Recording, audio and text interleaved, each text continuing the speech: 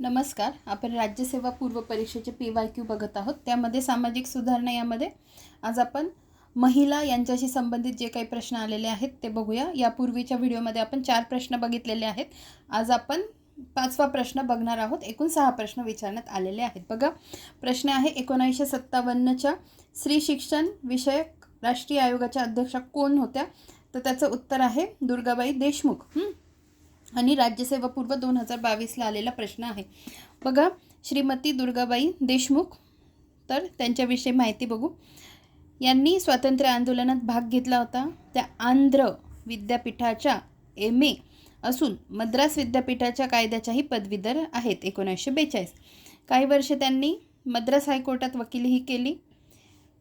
1946मध्ये त्या संविधान सभेत निवडून आल्या व सभेच्या अनेक महत्त्वाच्या समित्यांवर त्यांनी कामं केले.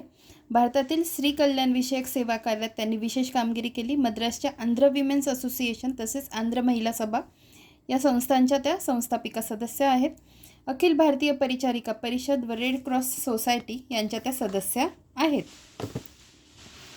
पुढे बघा, केंद्रीय समाज कल्याण मंडळाच्या अध्यक्षा, मुली व स्त्रिया यांच्या शिक्षणासंबंधी नेमलेल्या राष्ट्रीय समितीच्या अध्यक्षा, भारतीय लोकसंख्या परिषदेच्या कार्यकारी अध्यक्षा, संयुक्त राष्ट्रांच्या सामाजिक संरक्षण समितीच्या व युनेस्कोच्या आंतरराष्ट्रीय निरक्षरता निर्मूलन समितीच्या सदस्य. ठीक आहे.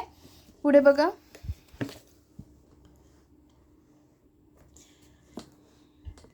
अशी महत्त्वाची व जबाबदारीची पदे त्यांनी सांभाळली आहेत. सोशल वेलफेअर इन इंडिया या भारत सरकारच्या प्रकाशनाच्या संपादक मंडळाच्या दुर्गाबाई अध्यक्ष असून भारतीय नियोजन आयोगाद्वारे प्रकाशित झालेल्या encyclopaedia of social work in India या विश्वकोशाच्या संकलन कार्याची धुरा त्यांनी सांभाळली.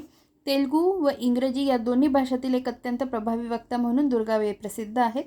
त्यांना 1975मध्ये भारत सरकारने पद्मविभूषण हा पुरस्कार देऊन गौरविले. ठीक आहे. 1975 पद्मविभूषण हा पुरस्कार. धन्यवाद.